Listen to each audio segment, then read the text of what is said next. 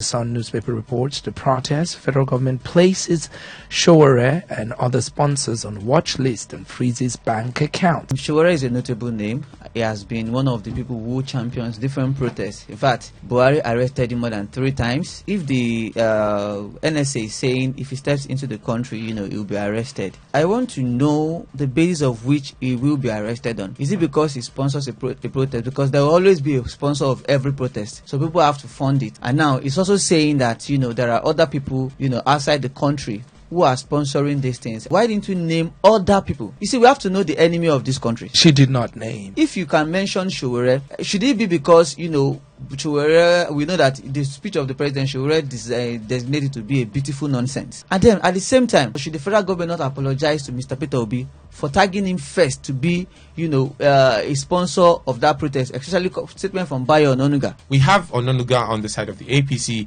We have Peter Obi from the Labour Party. We have Atiku on the side of the PDP. So they can probably do crossfires for all I care, but that has nothing to do with, the national issues that we're talking about, which I'm saying that the presidency, the federal government, and everybody, including the security personnel, did talk about the protest being hijacked. Yes, that's release statement. Don't forget. Police, they said, we've seen these things. Now, should you wait until people die? Because people lost their life from the first day of that protest. There is something I feel the security agency is not doing. It's easy to sit and say this protest was organized by people, but when you go onto the streets of Nigeria, you find out that a lot of people are willing to come out. If you had seen some videos as well, you hear that some people were saying people in government were giving them 5,000 to go out and be an anti-protest to the protest. Do you also think that that is something that cheered up to what this thing has become presently? The only video I saw was that of Abuja, where they say, people came out to say, look, come out. And one of the guys even mentioned somebody from a ministry. Well, I haven't come across that video. I only came across they mentioned their occupation and how much they were promised. 5,000. 5,000 naira. And at the end of the day, they were not given. If we're looking at this whole scenario, I can decide to,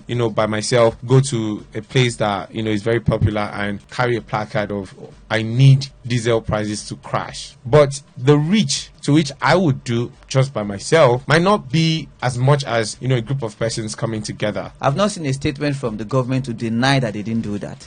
A particular name of a minister from Rivers State were even mentioned. In fact, at some point, the anti-protesters that protested were allowed to use a particular venue. The other Nigerians that want to protest were not allowed. But don't also forget that one of the videos we saw on that day, the anti-protesters that protest on that day, that wanted to defend the government, or people not protesting against them, started complaining how things were difficult in the country. Yes. And his people were telling him, what do they talk? So you see that there are so many discrepancies in the information the government is releasing out. So for me, I'm asking this question again.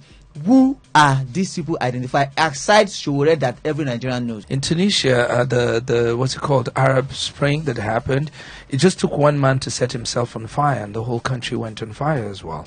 That wasn't planned. Now, Mr. Jude, I would say that was extreme. No Nigerian would want to set themselves on fire. But we're asking the questions of, the organizers, which I am saying that, look, these people, Mr. Jude, maybe they didn't want it to go this way, but the problem, which I said from the time memorial, Mr. Jude, which is, it is not about protesting, but have we gotten to that stage where we can actually, properly manage the protest?